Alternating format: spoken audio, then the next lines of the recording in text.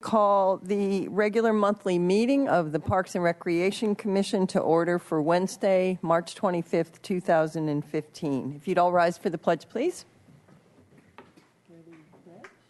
I pledge allegiance to the flag of the United States of America and to the republic for which it stands, one nation, under God, indivisible, with liberty and justice for all.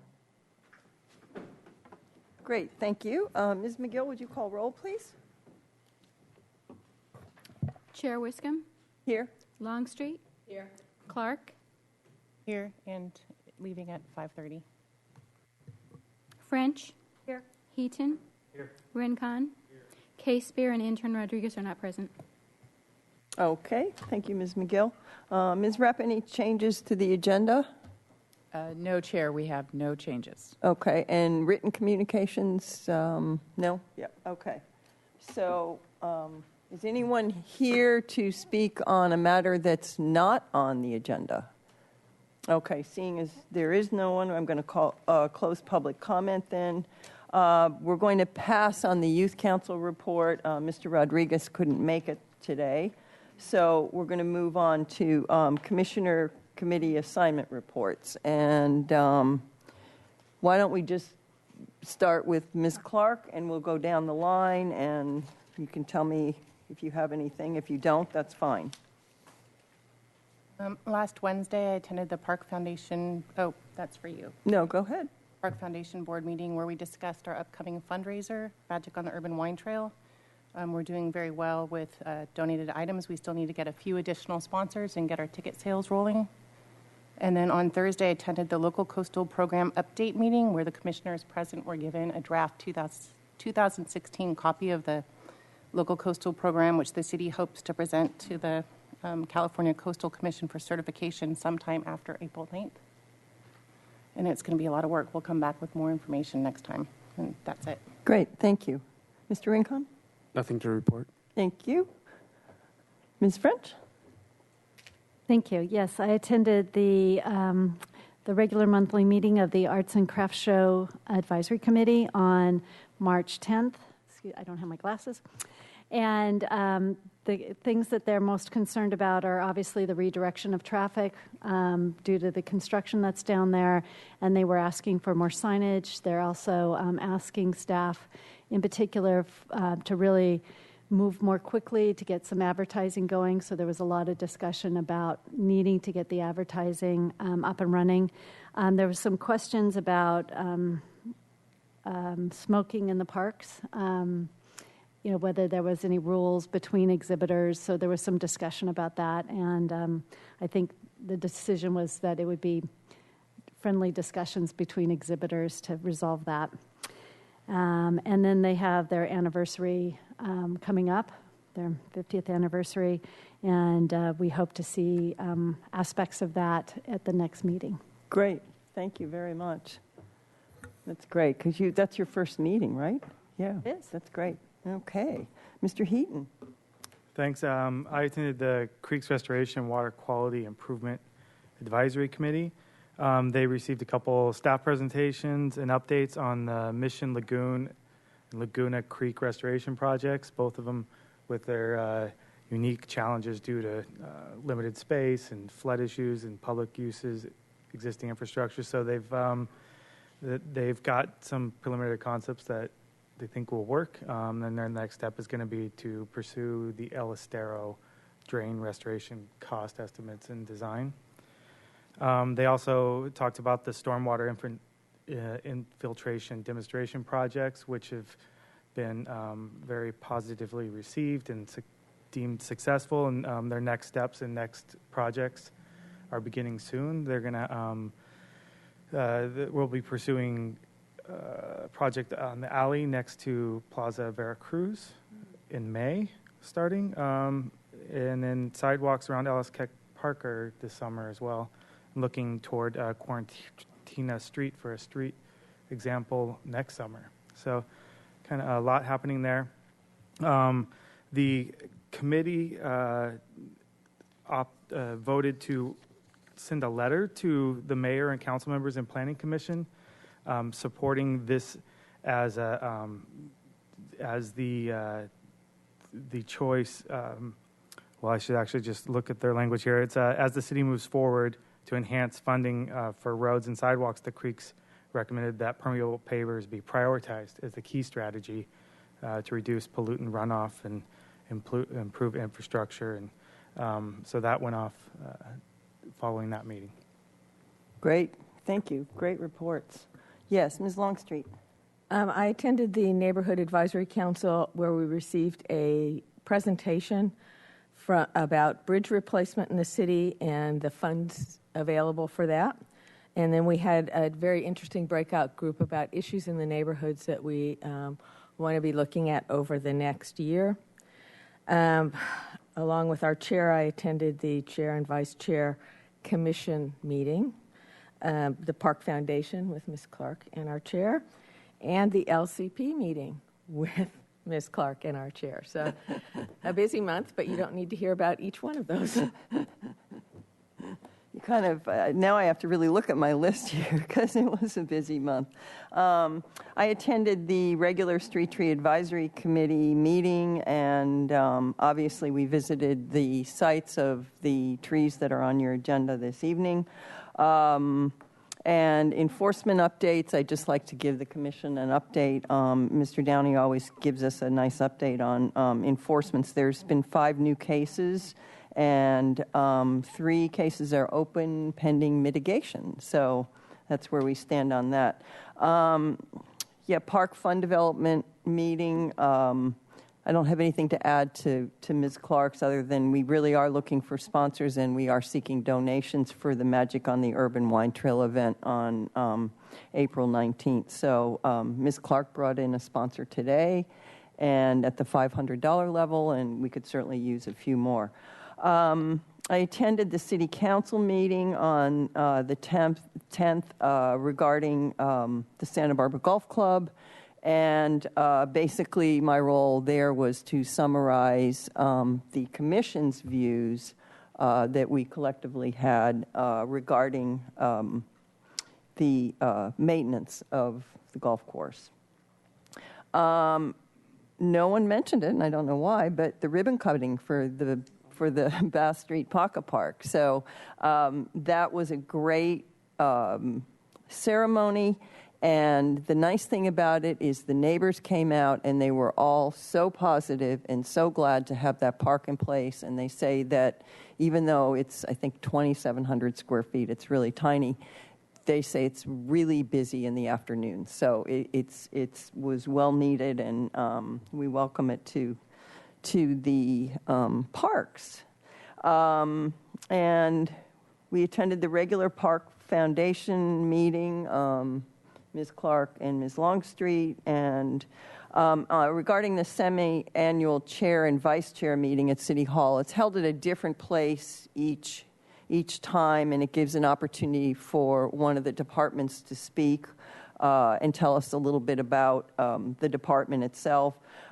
This was a valuable opportunity to hear what other boards and commissions are doing, what they're working on, and what challenges they have. So it's always a great meeting.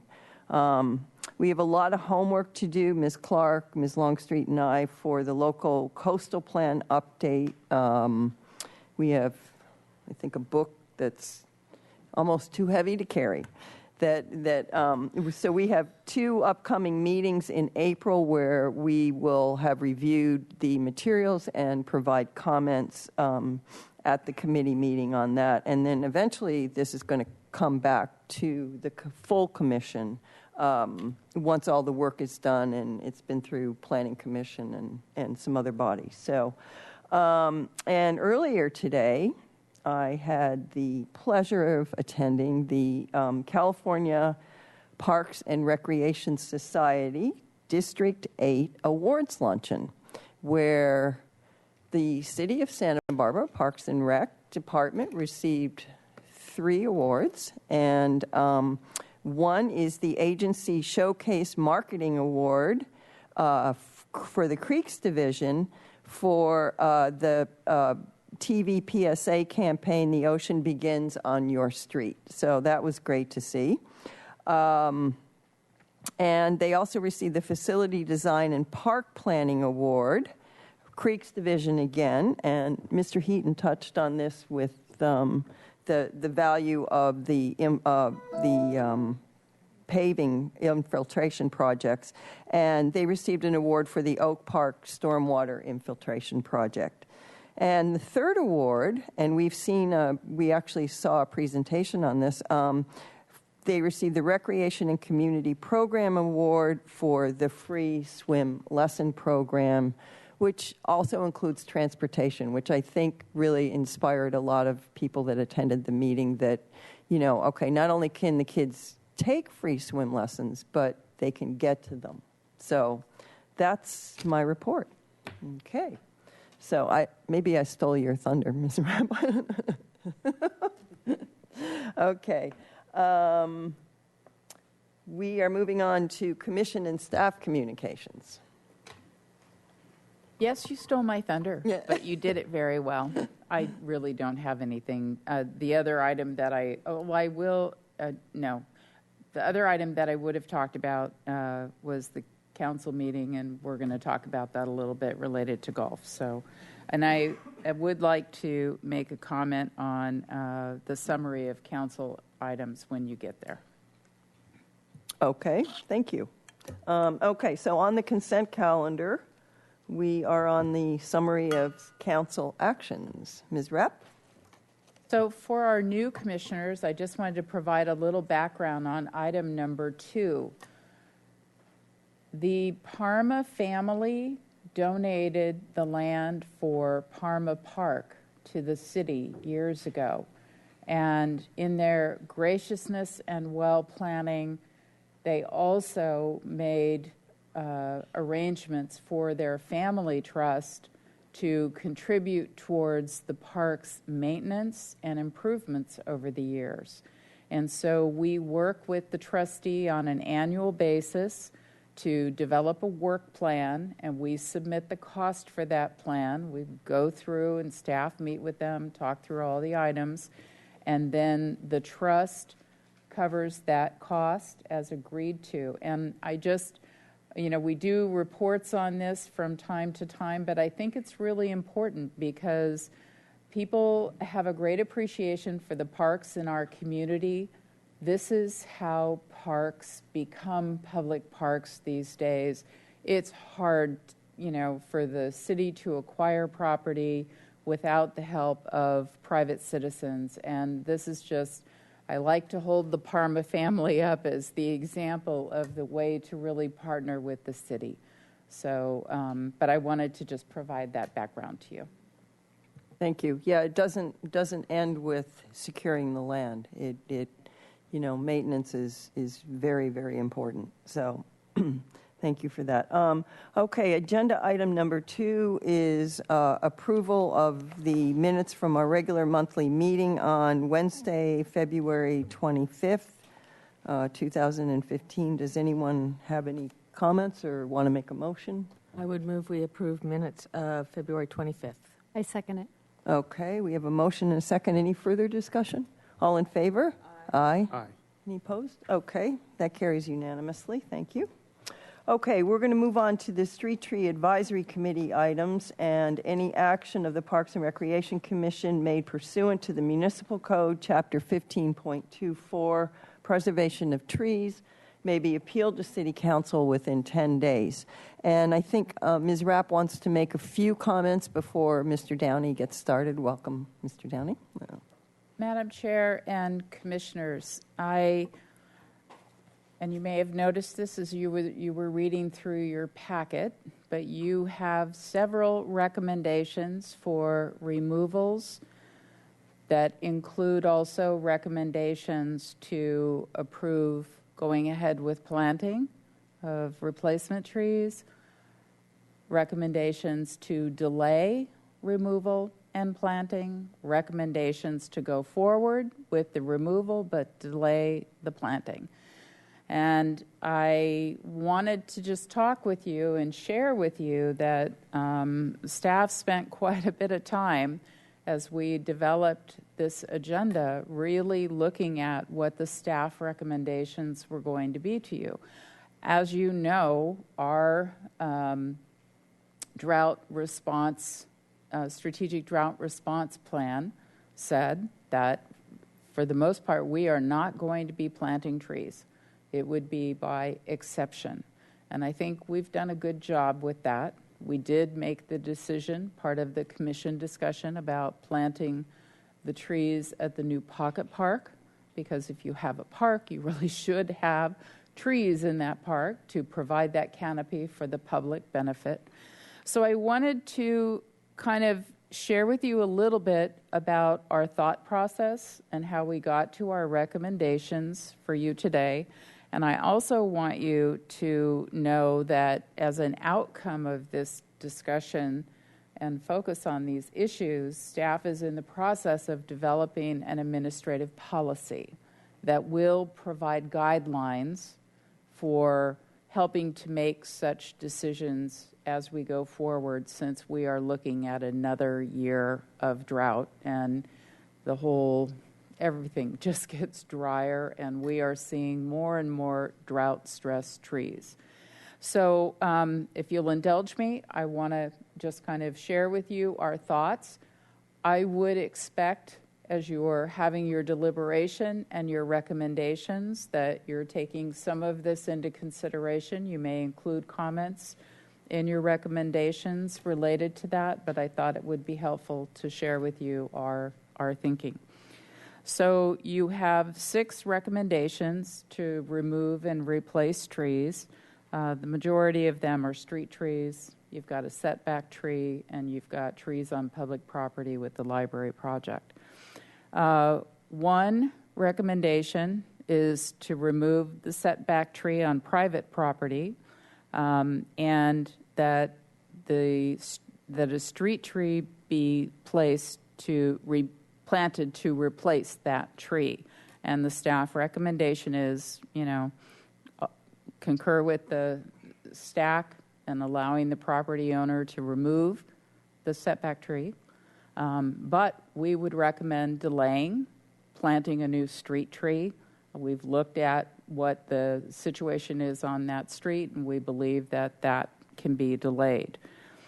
You have one recommendation to totally delay the removal and replacement of a street tree. And then you have the Library Plaza project, which is before you again for approvals. That project is currently not funded, and so there will be a delay in that project going forward. And regardless of what you approve, staff will continue to work with the library staff in terms of planting trees, drought considerations, and the fact that this is a public property with public benefit. So we'll work with them on that. And then you have 3 other recommendations to remove street trees and go ahead with planting at this time. So all 3 of those projects are development projects, not necessarily all on public property. But 2 of them are Sansom Clinic and a private residence on Rancheria Street.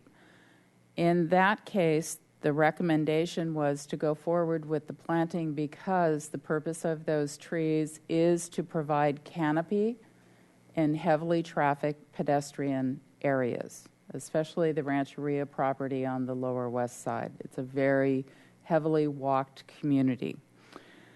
The one project at 616 Laguna Street is the parking lot associated with the city's corporate yard. And it provides us the unique opportunity to add to Santa Barbara's tree diversity. And Mr. Downey will talk more about that. It is a recommendation and a priority in our urban forest management plan, which was adopted by council. And it's a unique opportunity that we don't often have to add trees. We have a grower that has this unique tree. We only have one other tree like it in Santa Barbara. And so our recommendation is to build the community forest diversity by planting those trees. And then there are 4 palms which will be removed and either boxed or planted. We can find a location to plant them right away. And that's a difficult one for us. They are, trees on public property. We would look to place them in other park areas or on a street tree, in a street tree well. Ideally, in a place that's already being irrigated, and so we wouldn't be adding any more water. They're difficult decisions when, we are trying to work with the community and not, add more landscape, so to speak, to water without good reasons. And I did want to just share that a young tree uses approximately 20 gallons of water every other week, which is about 480 gallons a year. Overall, for the year, that's about a half of an HCF. The average family uses 8 to 12 HCF per month. So that's very, very small amount of water per tree. But still, it's water. So the priorities for us with this, as we're going through the drought, is to preserve our existing trees. We're very much focused on watering, increasing our watering of our existing trees, and then to have a conservative approach to planting trees on public property that have greater public benefit to the citizens of the community and our city's urban forests. So I wanted you to have a sense of the conversations that we had in developing these recommendations. I expect that the Commission will have similar conversations as these issues come up from time to time.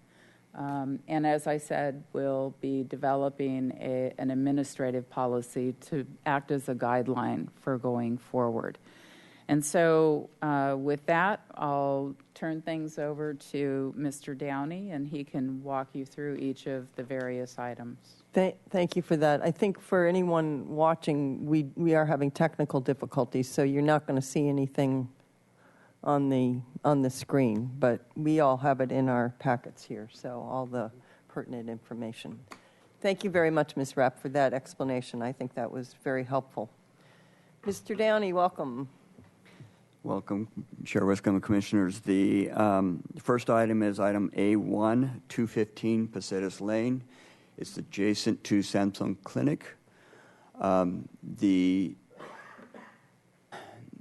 The clinic is moving forward with some changes on the property, which will require a number of improvements. One of those is ADA access. There are a significant number of trees that are proposed for removal within the site, and those would be reviewed by a different review body because they're looking at other landscape items. The street trees, however, there are 7 Aleppo pines, very mature Aleppo pines, been there for a long time, and 1 small evergreen pear tree that conflict with those ADA improvements for the sidewalk. They're much too large for the space that they're in currently. The required construction to put in ADA-compliant sidewalks would destabilize all of the Aleppo pine trees, and the evergreen pear is not thriving, and it's right adjacent to a driveway apron that will be going in. So the committee looked at that. They determined that it really is valuable canopy and would be hard to lose. They felt that it would be important to replace that canopy out there, especially since there'll be additional trees removed within the project adjacent to the public street.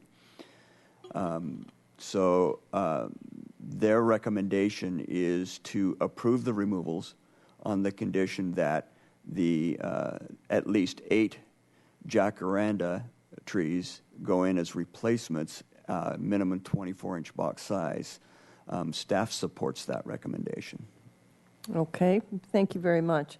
Mr. Brad Hess is here from Samson Clinic. Let me just ask the commissioners first, Mr. Hess, does anyone have any questions first? And not discussion, but questions, and then we'll give Mr. Hess a chance to talk. Yes, Ms. Longstreet. I have a question about the health of a tree we put in now over its life. If we put it in during the drought, they don't get watered as much as they really should to become established.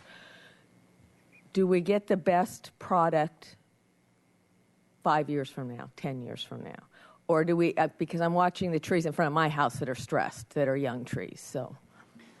Chairwoman Commissioner Longstreet, it's a very good question. Different species of trees require different levels of water to establish. One of the things that will occur here is irrigation in that parkway. That's the recommendation from the committee, is that it include irrigation. As Ms. Rapp mentioned, it doesn't take a lot of water to sustain these small trees. If the irrigation wasn't present, it would severely impact the sustainability of the trees. But since the recommendation is requiring irrigation, it's my opinion that they will receive adequate water to establish correctly. Okay, are there any other questions from commissioners? Yes, Mr. Heaton. One question on irrigation is, would that be a private irrigation system going to the trees or public? Chairwoman Commissioner Heaton, yes, there would be a requirement of the Samson Clinic to provide water, yes. Yes, Ms. French. It was unclear to me the current health of those Aleppo trees. It sounds like even if there was a right-of-way into the Sansom project so that there could be more room for the existing Aleppo trees to spread their roots and get their bearings, it sounds like those trees have already been impacted. So I just wanted to verify my understanding. Chairwoman Commissioner French, the trees are not in optimal health right now. They are fully mature trees. They have slowed in their growth process. They're at that stage in their life where they're just kind of maintaining that space. When you add to that the drought that we're in, it adds stress to them. So they're exhibiting those signs as well. So then you add the third component, which is construction around them that would require additional root pruning for the trees. It would, if it didn't destabilize them, it would impact them even further and likely kill the remaining trees. Is that? What if you didn't have to destabilize them? If the construction could be pushed off of those existing root balls? I just wanted to know: are these trees worth saving, even if we could figure out a way to do that? That was the heart of my question. Chairwoman Commissioner French, the absorbing the roots for that tree that allow it to collect available moisture are out beyond the canopy of the tree. You simply can't push the sidewalk far enough away to prevent the root pruning that would cause the problems. Okay, anyone else? Yes, Mr. Rincon. Yeah, just a point of clarification. I noticed on the materials that we received, there's a number of trees that are going to be removed on the site, and we're only addressing the 8 trees, the street trees. Is there a point where any governing body addresses the trees that are on the Bethesda site? Chair Wiscombe and Commissioner Rincon Ibarra, excuse me. There are essentially three design review bodies that look at setback trees. Their project goes beyond that, but there's three that look at setback trees. This commission, when there isn't any other landscaping going on the site and they want to remove a tree such as at a later item on Aurora, they have a setback tree that they're wanting to remove that is coming before you. When they have other landscape plans that fall within the jurisdiction of the ABR or the HLC, and it's beyond just the trees, those design review bodies also have jurisdiction to rule on those trees. They also have jurisdiction to go beyond what your levels of jurisdiction go, to go farther into the project beyond the setback for other landscape plan issues. Thank you. So the ABR is going to be the one that deals with the other trees on the property. That's correct in this case. Yeah. Okay. Anyone else? Okay. Fine. Then I'm going to open it up for public comment. And Mr. Hess, welcome. Come on up. Thank you. Good afternoon. I'm Brad Hess. I'm the Director of Planning and Development for SANSA. And just to put your, minds at rest, we certainly concur with the recommendation, but also we're really looking forward to actually beautifying that entire street, starting at Calle Real and going all the way down Posadas Lane. So this is the first part. The Aleppo Pines, we've been concerned about them for years, actually, for safety. So we're looking forward to this. So that's it. Thank you. Okay. Thank you. Question? Yes.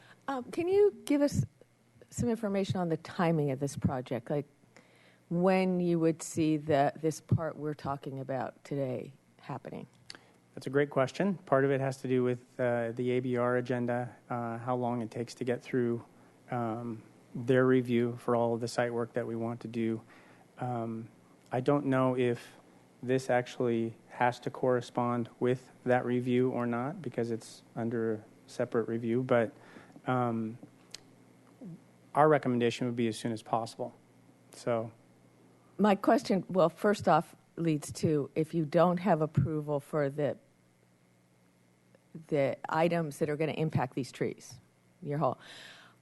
my preference would be that these trees don't come out until you start work, because then we have a canopy, and that we delay, so we gain as much time as we can on the replanting of new trees in this drought. Maybe it's going to take you 6 months. I don't know what the time frame is on ABR, but where we're not planting till fall. If you put this in now and it all happens, planting those trees in August is a lot harder than planting them in November. agreed. Am I making sense, Mr. Downey? Chair Wiscombe and Commissioner Longstreet, if the commission approves these removals, a permit wouldn't be issued until such time as they were ready to construct. Okay, that's And if then that gets the second part of that is if the project would be several months at least to complete, and there would be opportunity to pick and choose when the new trees would be planted for the best suitable season. That's my concern. Is I don't want to see you put a lot of money into trees that don't make it because of, I understand everything about the drought and the irrigation. My bottom line is if there's no water, it doesn't matter what irrigation we put in if we can't turn it on. So if we can buy some time on this, I have no problem with the plan to replant. It's really the timing and the drought for me. If Okay. I may. Thank you for that. Thank you. Yes, Mr. Hess. One more quick comment. It would be that we're anticipating a June or July start date, and our site work taking approximately 3 months. So there's certain parts of our site work that we don't want to have during a rainy season, which we hope we have, but we don't want that. Like concrete. Or water chambers Yeah. or open areas where we need parking. So that's our goal. Yeah. I think just so we can clarify a couple things. Thank you very much for your comments. We really appreciate it. And I will close public comment on that. just a couple things. This is, as Mr. Downey said, this is a project for ADA compliance. That's one of the primary goals, that is ingress and egress to the facility. And the other thing that we had the advantage of at the Street Tree Advisory Committee meeting that you don't have the advantage of here is hearing from the landscape architect also, who designed the project. And the jacarandas are a mirror of the other side of the street. So if you, yeah, okay. I'm just saying for any of the commissioners that didn't know why it's 8 jacarandas. So the goal is to actually create this corridor that will beautify the street. So I just wanted to add those comments because they came out of Street Tree Advisory Committee. So do we have some discussion or yes, Ms. Clark? Mm-hmm. I guess it's for Mr. Downey. Is there a way to request that the project be conditional on Samson agreeing to reduce an equivalent amount of water usage? That the amount of water it's going to take for the young trees, can they cut that amount of water off somewhere else? I noticed there was a lot of grass in the parking lot. Could that be a possibility?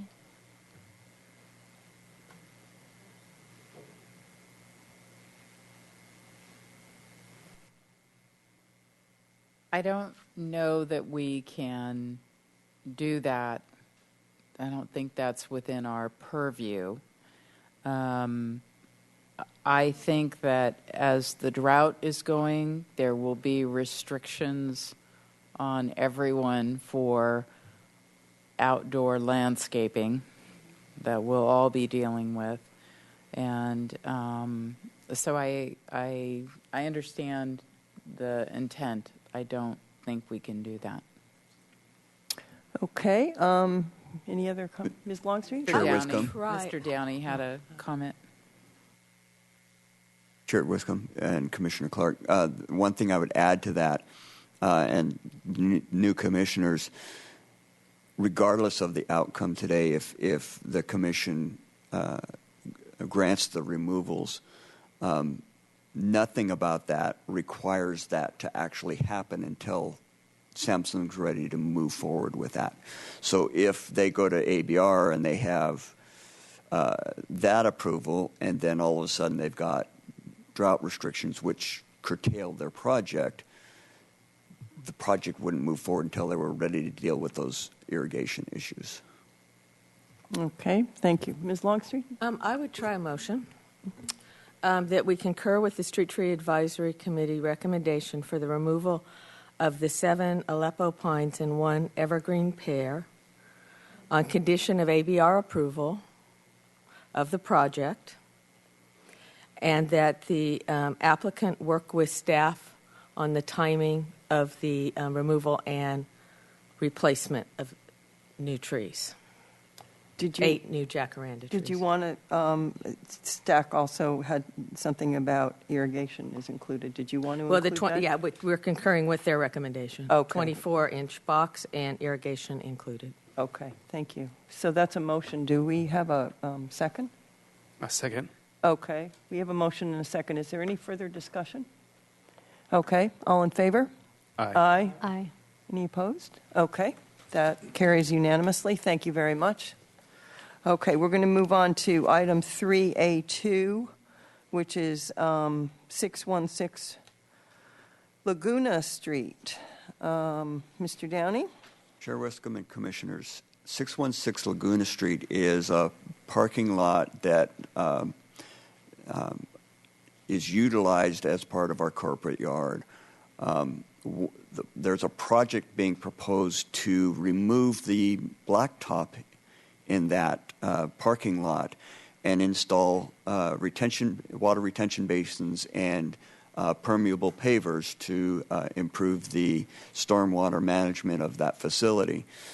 It would include maximizing the usable space within there. In the back corner of the parking lot is a space that is not currently usable. There are 5 Brahea edulis trees back there that were planted, again, because they were a rare tree at the time, and it was a place they could stick them in the ground. The tree that's in the middle of those 5, the one in the very center, has some damage to the trunk here and there. And in order to attempt to dig and box up the remaining 4, that space would be required to do that.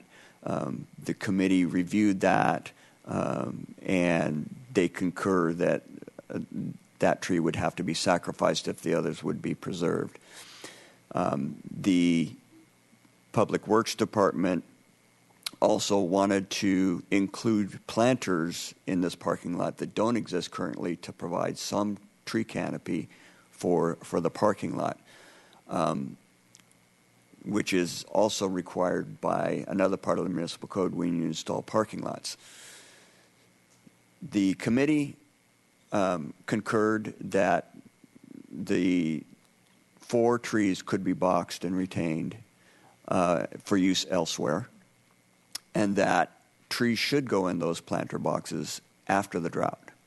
So their recommendation is to approve the removals on the condition that the 4 trees be boxed and retained for planting elsewhere, and that irrigation be installed in the planters, and that trees be planted at such time the drought declaration is lifted.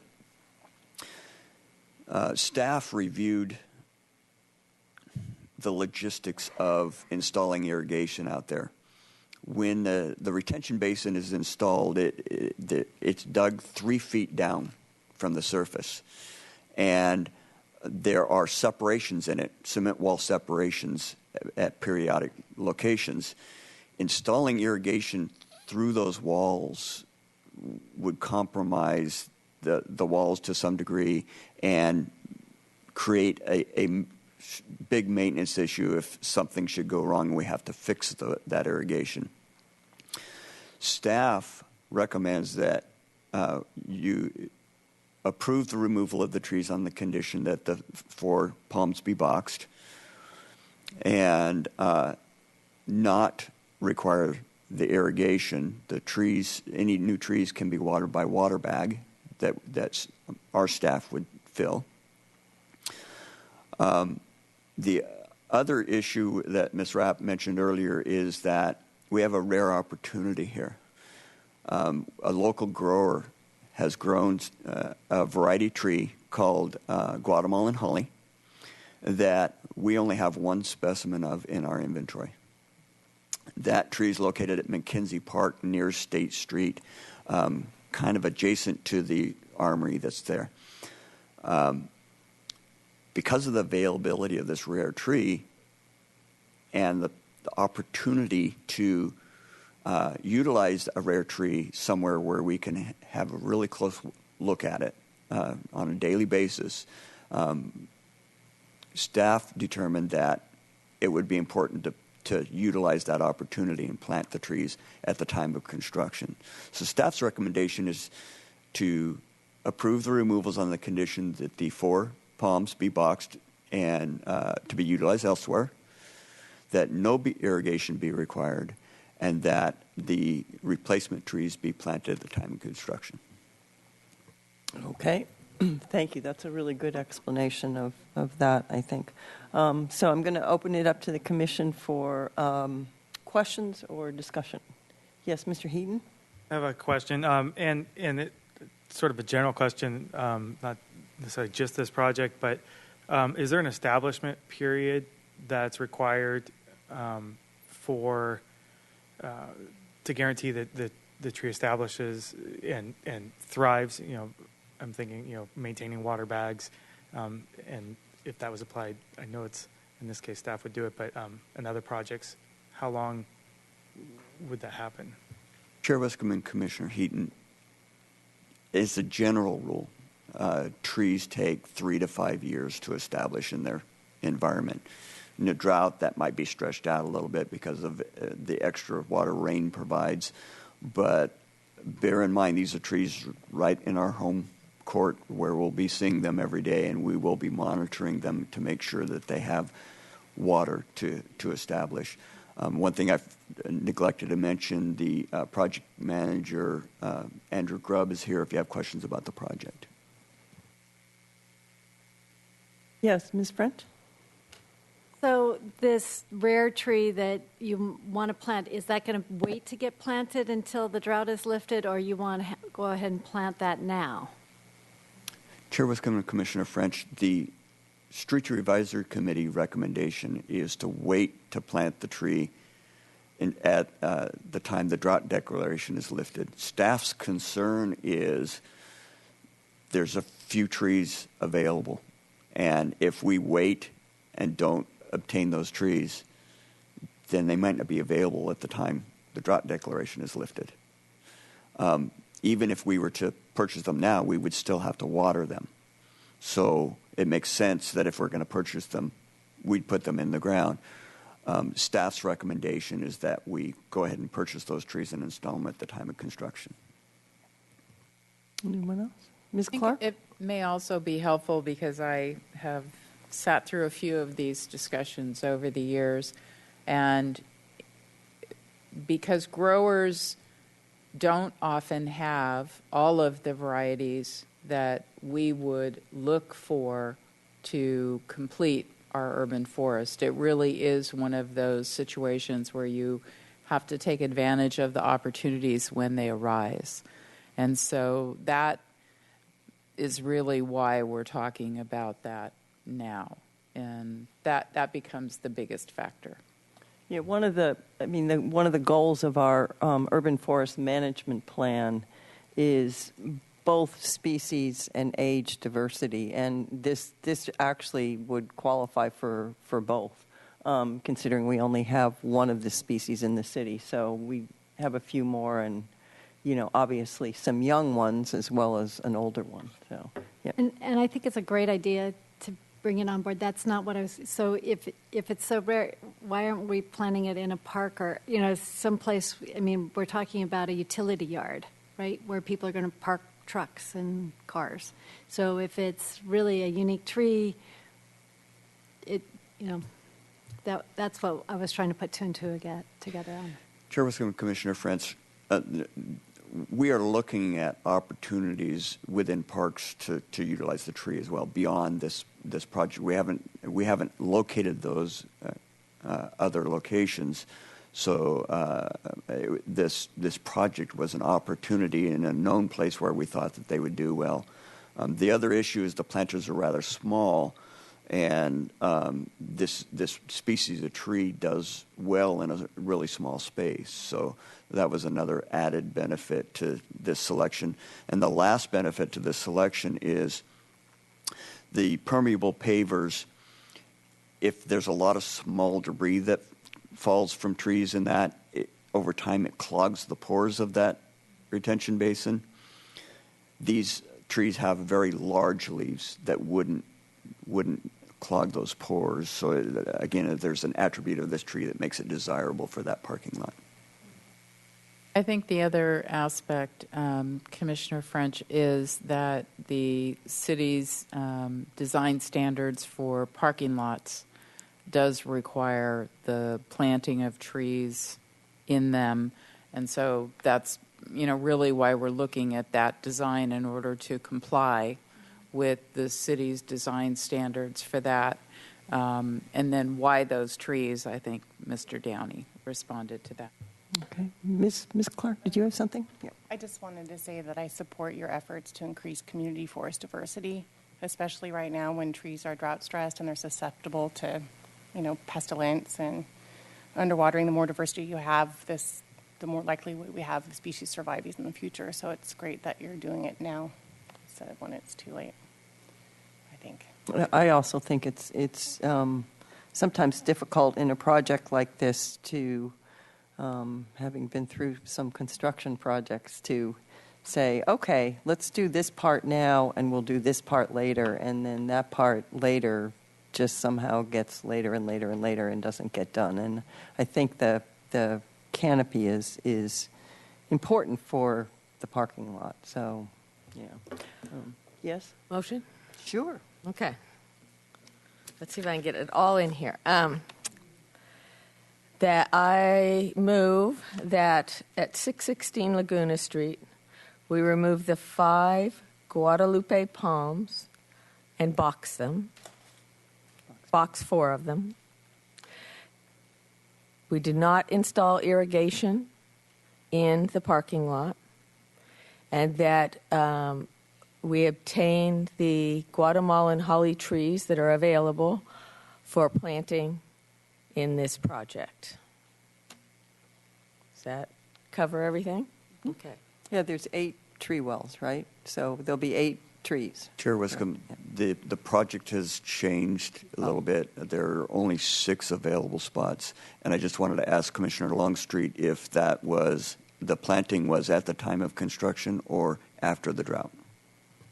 It is at staff's discretion as to when they're planted.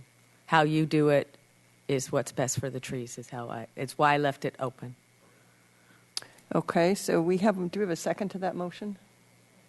Okay, so we have a motion and a second. Is there any further discussion? I would just discuss that at this point, I would prefer to leave these kinds of things open because I think in July we don't know what's going to happen next in the rules and regulations we're facing in the drought. And I would like to have it open-ended enough that if you have to keep them safe somewhere else in a boxed for 4 months, I don't want to tie that up. I'd just like to keep it open-ended. Or purchased, but still at the nursery yard. Yeah. Whatever. Yeah. Yeah. So, okay, good. Okay, so we have a motion and a second. All in favor? Aye.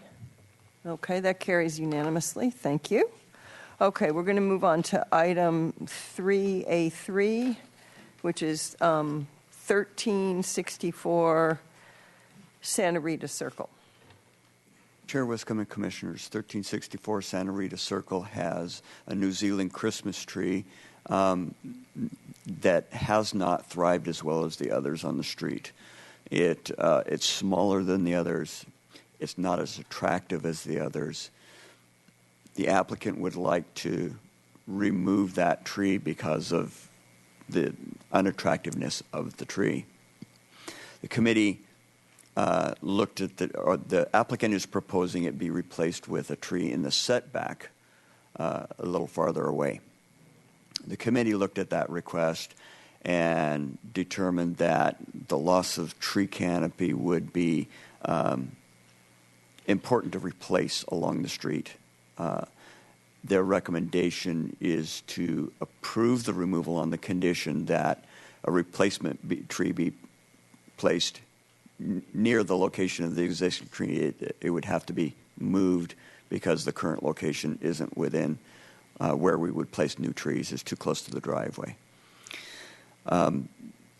Staff, although staff agrees that that's a viable option, the staff disagrees with the timing of that. The tree does provide some canopy. The reasons that they supplied is that it's not thriving, which is true, but it's also not in a condition that is unsafe. The loss of that canopy will be a loss to the neighborhood until such time that a replacement tree grows. Given our drought situation, staff recommends that it be approved on the condition that the removal and replacement wait until such time that the drought declaration is lifted. Okay, thank you. I had a question on this one. So isn't there a window of time on all these permits, and can that be extended to include simultaneous removal and replacement at a later date? Chair Wiscombe and Commissioners, your decision is one that lasts until a different decision is made. The permit is not issued until such time that it's ready to move forward. The permit is only valid for 60 days once it's issued, but the permit isn't issued until they're ready to move forward with the project. In this situation, for this recommendation, staff recommendation, they would have their approval. They would know that they can remove it at some point, and when drought declaration is lifted, they could then request a permit. Okay, so that clarifies that. So you're recommending simultaneous removal and replacement, all within the same period of time. Yeah, okay. Are there other questions or comments? Okay, can anyone have a motion? I'll make a motion that that we concur with staff's recommendation to approve the removal of the Metrosideros excelsus, and that, but that the removal of the tree is accomplished in the same time period when a street tree can be planted, and yes, and after the drought declaration is lifted, so that the removal of the tree is approved, but subject to being able to plant the tree, and that won't occur until the drought declaration is lifted. So, does that make sense? Yeah. Okay. Do you have a second? I'll second that. Okay. So we have a motion and a second. All in favor? Aye. Okay. That carries unanimously. Great. Okay. So now we're on item 3A4, which is 312 Rancheria Street. Mr. Downey? Chair, Westcommon Commissioners, 312 Rancheria Street is proposing a project to develop that parcel into a multifamily use. There currently are cutouts at the back of the sidewalk where 2 street trees exist. They're Australian willows. Directly behind those is a dense planting of a variety of plant material, but the remaining trees on the application are in that space as well. And those would be setback trees. The Street Advisory Committee reviewed the application, looked at opportunities out there. The applicant is proposing to replace with 1 street tree at that lot. The committee noted that the area is bereft of canopy right now, and it really would benefit the community if we got some additional canopy there. Their recommendation is to approve the removals, all of the removals, including the setbacks, on the condition that 2 street trees be planted. There are a couple of different tree wells on adjacent properties and more opportunity for opening up space in the area as well. Staff does concur with that recommendation, and I just wanted to mention that despite the drought declaration, that area is really needs canopy at this time. So that's the real reason for the recommendation for the planting of the street trees. Okay, thank you very much. Questions or comments or motion? Yes, Mr. Heaton. Just a question, and I hope that someone from the applicant would be here maybe to answer it. But part of the request said that the City Transportation Department has required new sidewalk and parkway, which necessitates the removal of the trees, although I couldn't really tell from the plan provided, what that was, or maybe you could, from the past discussion, describe that. Chair Wisconsin Commissioner Heaton, currently the sidewalk is directly in contact with the curb. The Public Works Department wants the project to build an actual parkway, so create space between the sidewalk and the curb for a plantable space to create a buffer between the property and the street there. Creating that parkway pushes the sidewalk back farther within the road right-of-way still, but it would then, by installing that sidewalk, necessitate the removal of these trees, thus providing, a curbside location for trees. As I mentioned, the current trees are in a cutout at the back of the sidewalk, the property side of the sidewalk. This would create a space at the front edge near the curb for new trees. And that so that new parkway, would that whose responsibility would it be to maintain whatever plantings are in there other than the trees?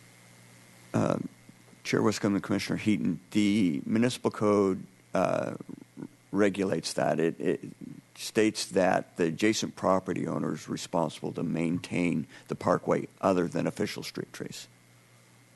In your opinion, is that length of parkway, is that adequately, I put it two ways, I guess, adequately served by 2 trees, or is there would it be more appropriate for more than 2 in that space? Chair Wiscombe and Commissioner Heaton, they are proposing a tree well rather than opening up a whole parkway. The tree well size, I will work with them to determine the appropriate size for the tree. There are tree wells at adjacent properties that don't currently have trees that we would ask them to fill if the commission approves the removal with the condition of 2 street trees. So just to clarify, they might fill other tree wells, but not necessarily in front of this property? Chair Wiscombe, Commissioner Heaton, I'm sorry. The nature of the development requires a bank of water meters be installed, and the only place to put those are in a location where another tree well could be placed at this project. Because we can't plant a tree right on top of the water meters, the committee looked at other opportunities at the neighboring properties for trees at those tree wells, and there are, on each side of the property, there's a vacant tree well that the trees could be placed. 1 tree for the Rancheria property, 1 would go in a neighboring property. Can I just Yep. couple more follow-ups? Sorry. So this wouldn't have irrigation. Actually, the recommendation is to wait until the following the drought. Is that correct? Chair with Commissioner Heaton, the recommendation would be to install the trees at the time of construction. If the drought declaration is not lifted at that point, we would be happy to supply a watering bag that could be placed on the trees so that they can easily be watered. The project is not proposing irrigation to that tree well at this point. Whose responsibility would it be to water it then and keep it watered, and for how long? Chair Wiscombe, Commissioner Heaton, our staff would take on that. It's within a route that they currently go. It would be a simple matter to stop and fill those bags. And one final, sorry. Is there I didn't see mention of the size of tree. Was there a recommendation for an appropriate size to establish? The committee recommends a minimum 15-gallon. Typically, staff recommends that size. It's large. The tree is large enough that it is less susceptible to vandalism, but small enough where it will establish quicker. The larger tree that you put in, the longer the period before it establishes. Okay. Yes, did you have a question? Well, yeah, I have a question. More of a comment. I walk this street probably 3 times a week. And the sidewalks in our area are so narrow that you can't get by a stroller. A person and a stroller can't pass each other. So whatever we do, it's a heavily pedestrianed area.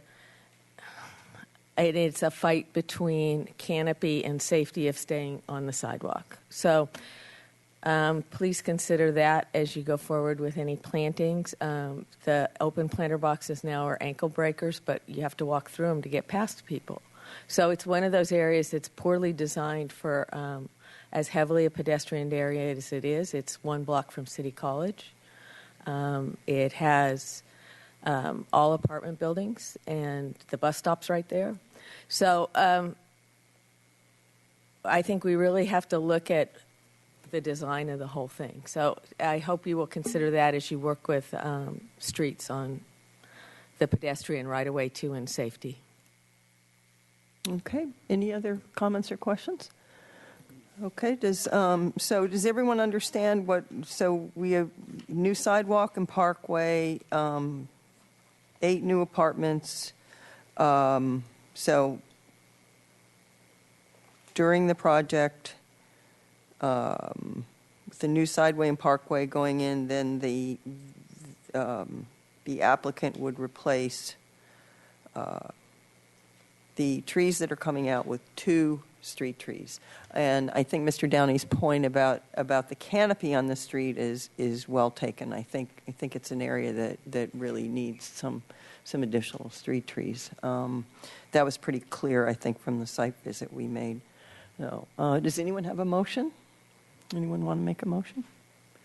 Okay. Well, I'll move that we concur with, I guess it's both staff and Street Tree Advisory Committee recommendation that we approve the removal of the 2 street trees and 2 setback palms as proposed on the application, on the condition that the applicant replace with 2 designated street trees in locations that staff feels is suitable. Do I hear a second? Second. Okay, so we have a motion and a second. Any further discussion? All in favor? Aye. Aye. Okay, that passes unanimously. Thank you. Okay, we're going to move on to item 3B1, which is 650 Aurora Avenue, and we do have the applicant here too to speak. So Mr. Downey will give his presentation. I'll open it up to the commission just for questions if anyone has any, and then Ms. Bartz can come and speak about her application. Mr. Downey. Chair Wiscombe and Commissioners, 650 Aurora. The applicant is requesting to remove a deodar cedar tree that's in the setback. It is placed between their driveway and the home, directly adjacent to sewer laterals that is clogged frequently by the tree. The tree is damaging the sidewalk, the driveway, and is directly adjacent to a city street tree that would benefit from its removal. The committee noted that the other side of the driveway there is stamped concrete in the parkway. They saw that as an opportunity to increase the canopy in compensation for the loss of this tree. There really isn't space on the property to plant another tree. So the committee recommends that the removal be approved on the condition that a street tree is planted, the parkway is opened up and a street tree planted on the other side of the driveway. Staff looked at the situation and determined that although that's a viable place for a street tree, given our current drought conditions and the fact that we have an objective in our urban forest management plan to look for those opportunities later on, staff recommends that the removal be approved without a condition of a street tree, and that's something that staff would explore at a later date. Great. Okay. Does anyone have any questions for Mr. Downey? Okay. Ms. Bartz, would you like to come up? Thank you. Welcome. We can give you a couple minutes to speak. Yes. Into that mic. Yes. Thank you. Okay. Well, thank you. Just a couple of comments. I've submitted some drawings and so forth, and pictures that, illustrate the damage that's happening. We've spent over $10,000 to upgrade our plumbing, but in the drought, this particular tree is seeking out the bathroom plumbing. And so we finally purchased our own Roto-Rooter because we were routing about every couple of months. Since that time, it's also come to my realization that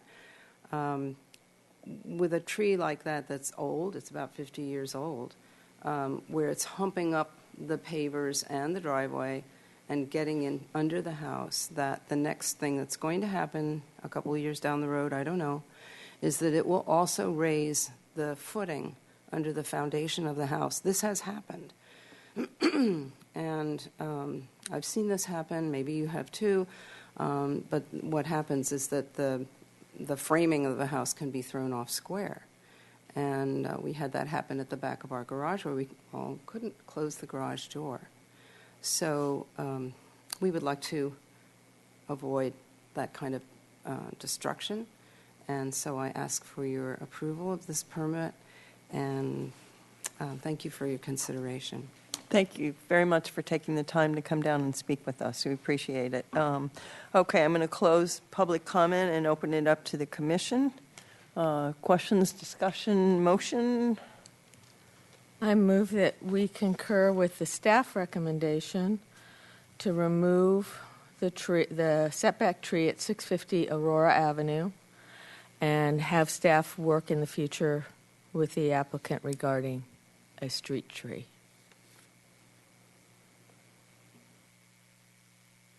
Okay, second? Okay, so we have a motion, second by Ms. Clark. Any other discussion? All in favor? Aye. Aye. Okay, that carries unanimously. Thank you. Okay, we are moving on to item 4A1. It gets its own number, which is Library Plaza Improvement Project.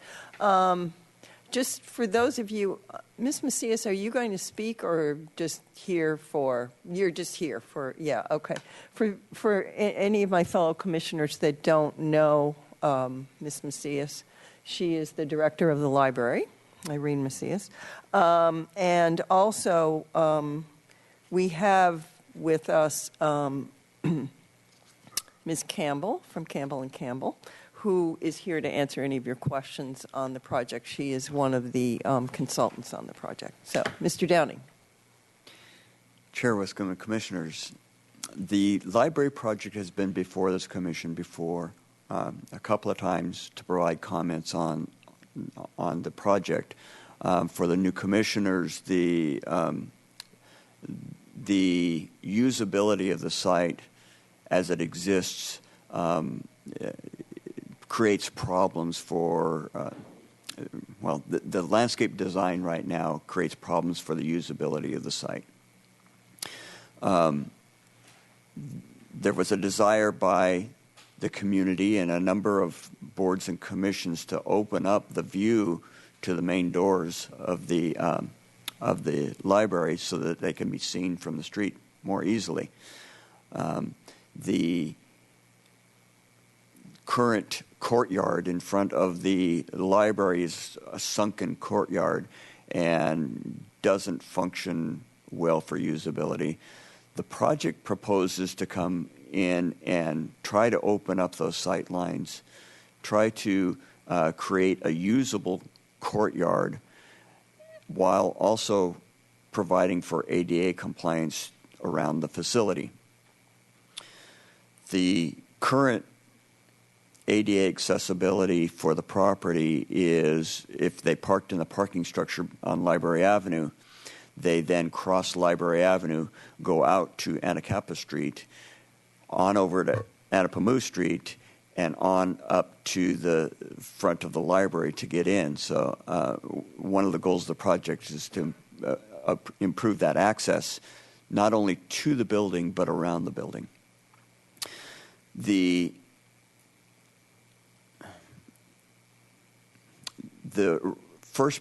At first, the project included the proposal to remove some lemon-scented gum eucalyptus there near the entrance because the trunks of the trees are large and they prevented the visibility of the front doors.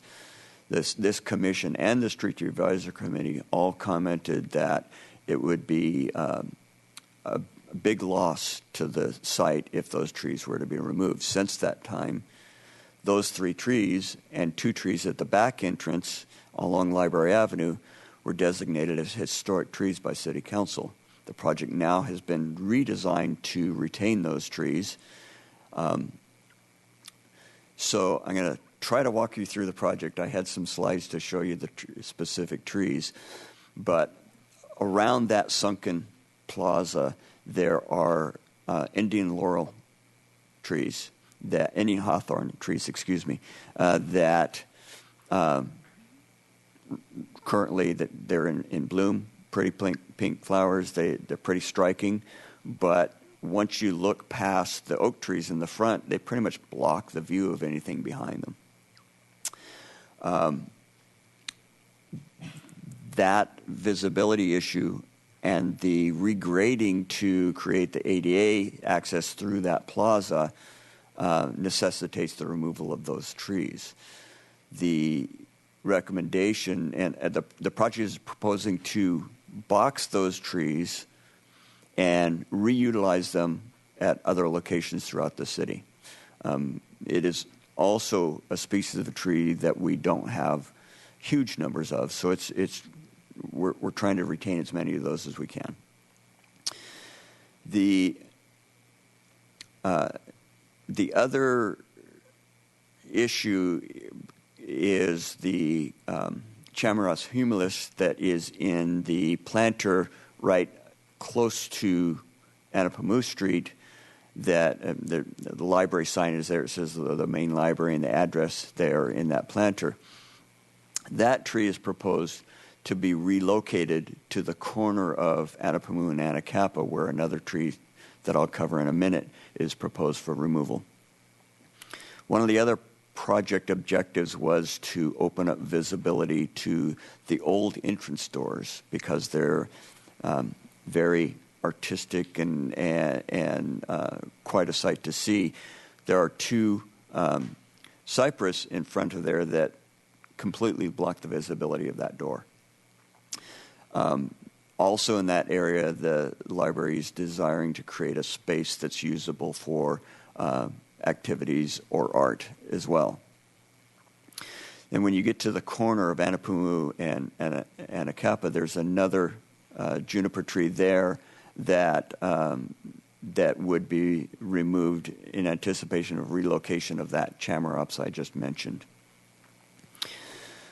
One of the ADA improvements that the library wants to make is to create a ramp on the Library Avenue side so that people can come from the parking structure and enter the building close to where they've parked. That necessitates the removal of a Phoenix reclinata, a multi-trunk palm tree there at the back so that they can create a ramp for wheelchairs to go up. That tree is proposed to be relocated at the corner of Library Avenue and Anacapa Street. The remaining trees that are proposed for removal are a couple of eucalyptus trees that one of which is in a very small planter that is currently or constantly being repaired because the planter is too small for the tree and the tree's fighting back and it pushes on the planter. That and the regrading of the property to create ADA access would necessitate the removal of that tree. In the front plaza, there's 4 Magnolia solangianas around a current fountain. The regrading also would require the removal of those, and those are proposed to be relocated off-site as well. There is another juniper tree adjacent to the Faulkner Gallery in front, and a second one at the loading dock area on the side that are proposed for removal. And the last tree proposed for removal is a eucalyptus tree in the plaza just past Library Avenue that leans out over that plaza. They're proposed to remove that because of its severe lean. So that kind of walks around the project as best I can verbally.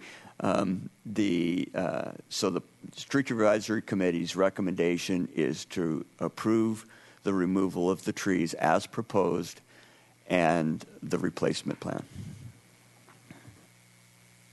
That was an excellent summary, so thank you for that. I think it's important to note for those of us who were on the commission when we first saw this project, it's become a much bigger project than it was before. So it's and I think it's pretty exciting to, as we all know, for those of us that visit the Central Library, there's definitely safety issues and probably undesirable activity that I think will really be helped by a vibrant and accessible plaza with more open space and gathering areas. So, and that's kind of what came. I'm only saying that because it came out of the presentation that we had at Street Tree Advisory Committee when we just reviewed this project again. And I would say, yes, we have almost a new commission at this point. I think you and I don't think Mr. Heaton was on for the last round. So none of you have had the benefit of a site visit. But we did, and so much of this is over-mature planting that hides the beauty of a building that I think many of us who live here don't even understand its historic significance. I know I didn't until that presentation. I've never really thought about the doors because we don't use them, the gorgeous doors. The fact that walkway, two of the most important things to me are the walkway from the parking lot to Anapamu Street, the safety aspects of that. It's a scary place at night, and it's someplace we all need to use if we're going to the Granada. And the ADA accessibility, it isn't just ADA accessibility, it's family accessibility too. You're putting in a wonderful new children's section, and a mom can't get up the steps with a baby in a stroller. So it modernizes our library while honoring the historic value of that building, and I think gives it back to all of us. So I really am sorry when I saw this come up that we didn't get the big presentation again, but hopefully when the money comes through and the project is actually going to on the ground happen, we'll get to see that again. One comment I have is there's a lot of paving. Are there places to put permeable pavers so that we can recapture some of that groundwater and runoff?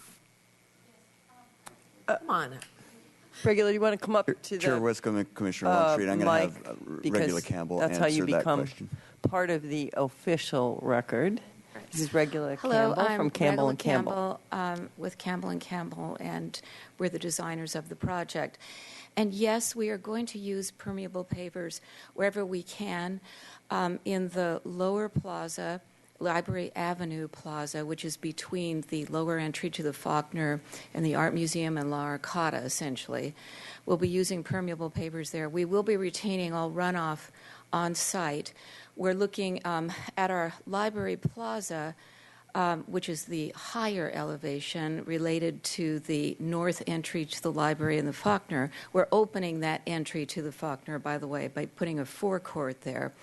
I'm sorry I don't have any slides or drawings to show you, but there we're looking at a system where we'll retain the runoff on site just by draining into the surrounds, because we have planting all around the plaza. So that's the way we'll handle it there, because we want to provide kind of a special courtyard for this forecourt to these two historic buildings. And because Irene and the library staff and the Faulkner have reams of activities they want to have take place in the Library Plaza. Thank you. And by the way, one last thing, we'd love to use those Brahia edulis.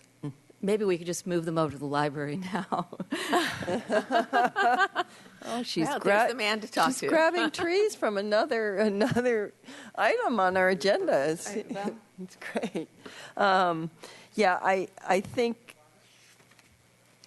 it's important to also note that Street Tree Advisory Committee has thoroughly vetted this project, I think, on several occasions, and there have the response to their comments has been overwhelming. Like the space that is next to the museum now is just going to be, I think, really nice. It's not going to be that little nasty little corridor that it is. And great care was taken in the plan for the oak trees, too, which are very important. And a lot of committee members on staff were concerned about tromping on them and things like that. And this is a little bit off subject because it's not about removal of trees, but it is about the thought and care that went into the plan to keep the area open, but yet discourage foot traffic from under those oaks. And I totally support it. If someone wants to make a motion, I guess Ms. Longstreet is. I will. I would really recommend you go to this page, which says Library Plazas and Paseos Project, and that way you don't have to go down the whole list, maybe. Yeah. No, I would say that we concur with the Street Tree Advisory Committee recommendation for the removal and replacement of all trees as submitted on the application and the planting plan. Okay, and I'll second that motion. Okay, any other discussion, questions? Okay, all in favor? Aye. Aye. Okay, that carries unanimously. Thank you very much. Thank you for coming.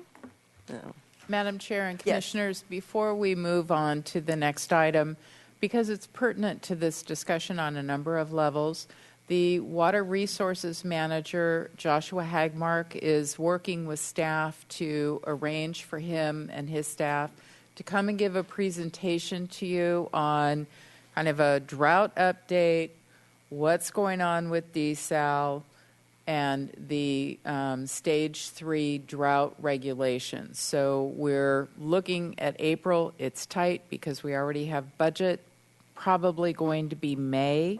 But he is very interested in coming and giving you an update, and then staff will also talk about what those Drought 3 regulations and the state regulations, the new regulations, how that will impact city parks and recreation, and we'll give you kind of an update on where we are with everything. That's great. Did you have a comment? Or Just a question or maybe a comment for Josh. If he can include some, I know the state is mandating some groundwater management. If you can include some comments on that also in his presentation. I think that is part of his plan because the groundwater also relates to the city's plan, water plan. So because I know in our executive drought meetings, we've been having some conversations about that. And also probably an update on the reclaimed water, when that's going to come back online. And I know we're getting some well water, but is it on schedule? Actually, it's on schedule, and we're hoping for July. They will be, the plant will actually be operating before it comes fully online. They'll be operating it, testing the quality of the water. We've been told the quality of the water will be better than what we had before. We'll still have a high salt content, also relevant to the conversation that we just had about trees. We explored whether we could use recycled water in the water truck to water our trees, thereby not using potable water. We're still exploring that. We have concerns about using the recycled water on the young trees because of the higher salt content. But once we get the chemical numbers on the recycled water, we'll explore that further. So everything is drought related these days. Great. Well, thank you for that. We look forward to that. Ms. French, did you have something? I thank you for being so concerned about the pH of the water because I know there's a couple avocado orchards that were decimated when Lake Casitas went below a certain level and the pH went up a whole degree, a whole point. So or went down a whole point, I should say. So, yeah, it's really important because it happens really fast. And I will say that it has been the relationship between water resources staff and parks and golf staff. On a scale of 1 to 10, we might have been a 1 or a 2, and we're now a 10, 11. And so we work very closely with them when the recycled plant started using the water from the Valverde well. And, I mean, we noticed immediately the changes at the golf course for that water composition and what effect it was having, positive, on the golf course turf. So we do work very closely with them, and that's why we're very anxious to see what the numbers are when the plant actually starts operating. Okay. Can I ask, do we get to keep that water that's not potable when the reclaimed water comes on? Will that still be available to the golf course if it makes that much difference? Madam Chair and Commissioner Longstreet, I don't know the answer to that. That is a good question to ask Mr. Hagmark when he is here. Currently, that water is being run through the recycled system. And so I don't know where that balance of the mix will be. It is important to note that once the recycled plant comes up, we don't have to conserve water for those areas that are served by the recycled system. So we're very much looking forward to that, and not, I think the percentage is maybe half of our park system is served by the recycled system. So more to come. Okay, great. Well, thank you for that. We'll look forward to that.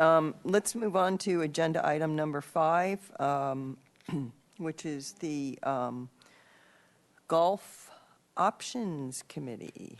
Ms. Rapp. So, Madam Chair and Commissioners, I think most of you already are aware of the council meeting and actions that took place on March 10th. So the council approved the refinancing of the golf debt, which will help the financial outlook for the golf course over the long term, supported the increase in funding on marketing, and made the decision to move to contract maintenance and away from city employee maintenance. So we're currently working with staff on what that means for them. There's a lot of questions and anxieties for all of our golf staff. We're working very closely with them to try to get them all the information that they need, and we'll have more on that as we move forward.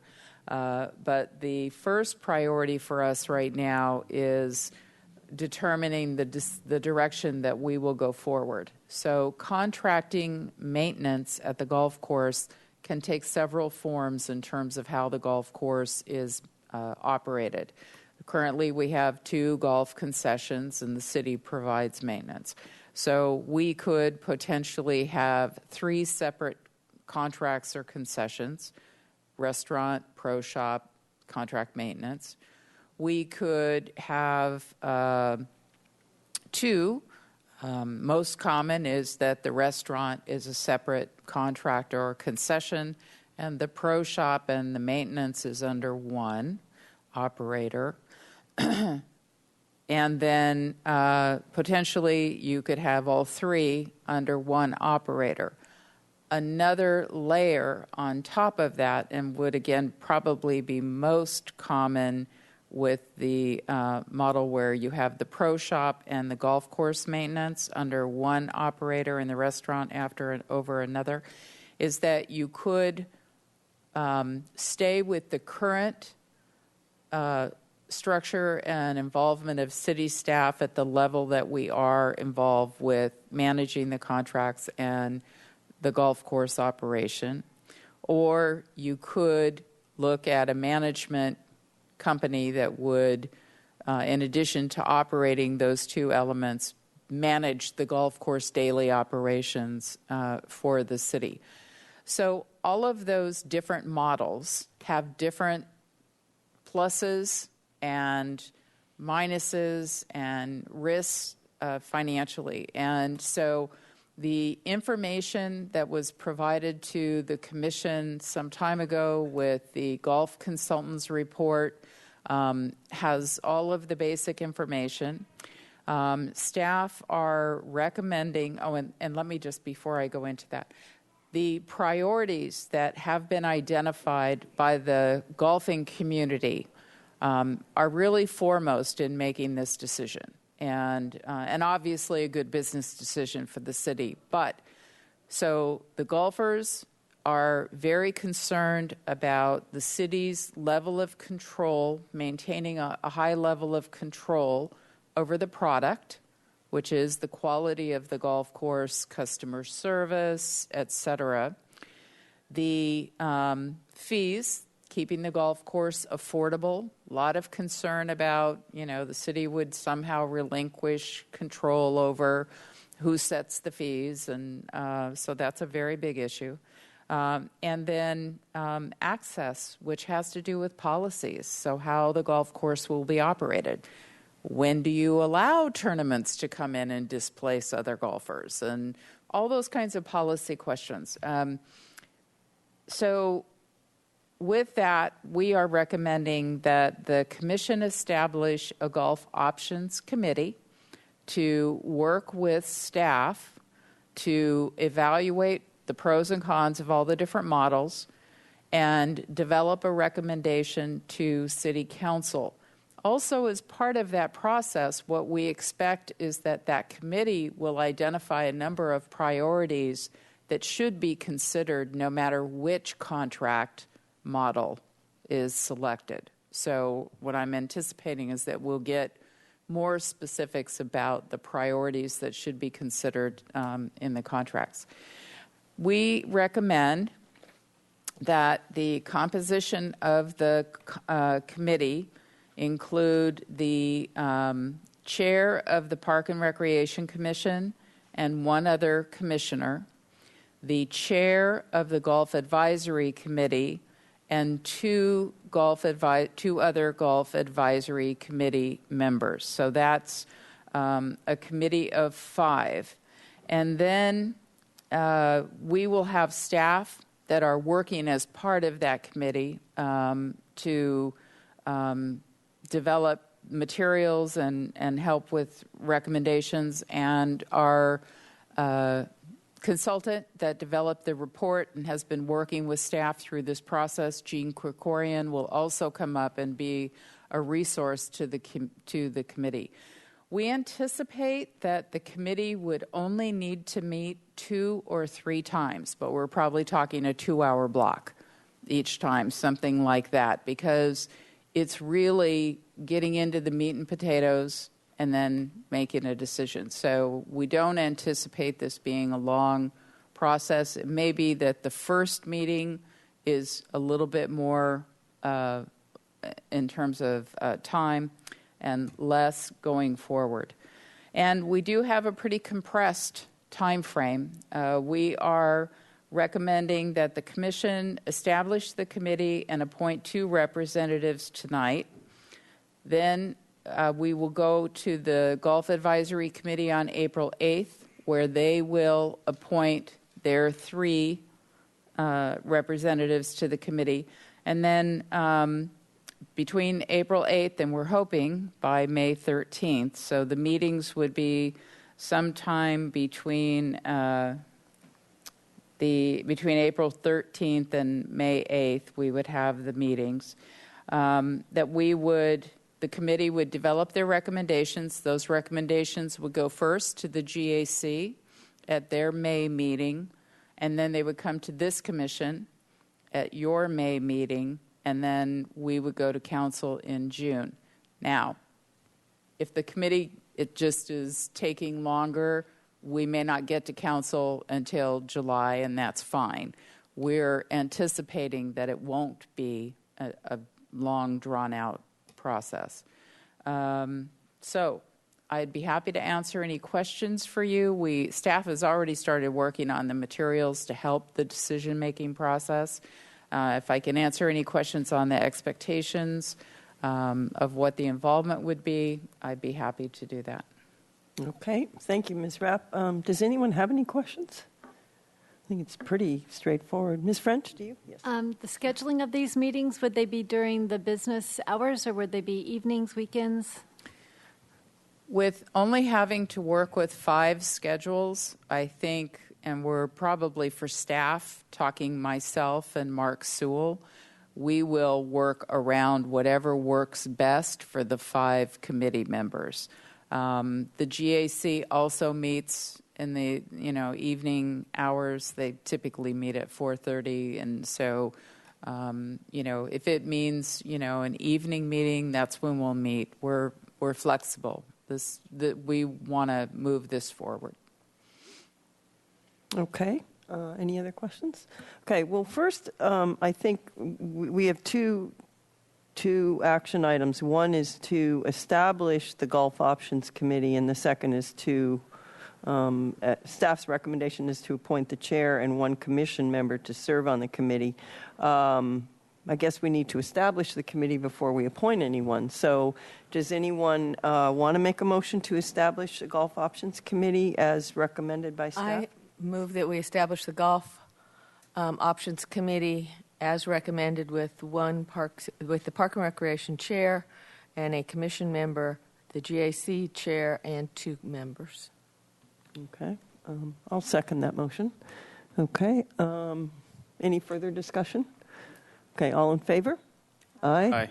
Okay. That carries unanimously. Thank you. Okay. Now that we have a Golf Options Committee, let's fill it. Yeah. So I'm very willing to serve on it since I've on and off have been the liaison for the GAC for a number of years. So. And I do play the occasional game of golf, like I did last Sunday. The course is in great shape, by the way. Okay, so we need, it's going to be an interesting exercise, and it's going to take some work, but it's not a long time period. So I'm hoping someone will step forward. Does anyone feel they can? Who's not here? Does anyone feel they can? Well, someone's got to come on. It's just a couple meetings. I'll come up. Okay, that's great. Thank you. So, okay, so Mr. Rincon is going to join me, I guess, if that's okay. I guess there were no other people flooding forward to It says to take the it. chair. It's you. Okay, so I think. How about a motion to do that? I move that we appoint the chair, and Leslie Wiscombe, and Mr. Rincon Ibarra. Okay, and I'll second that. okay, so we have a motion and a second by Mr. Heaton. And any other discussion? No. Oh, good, because you're not bailing out now. Okay. All in favor? Aye. Aye. Okay, fine. That concludes agenda item number 5, and it concludes our meeting. Meeting is adjourned. Thank you all very much.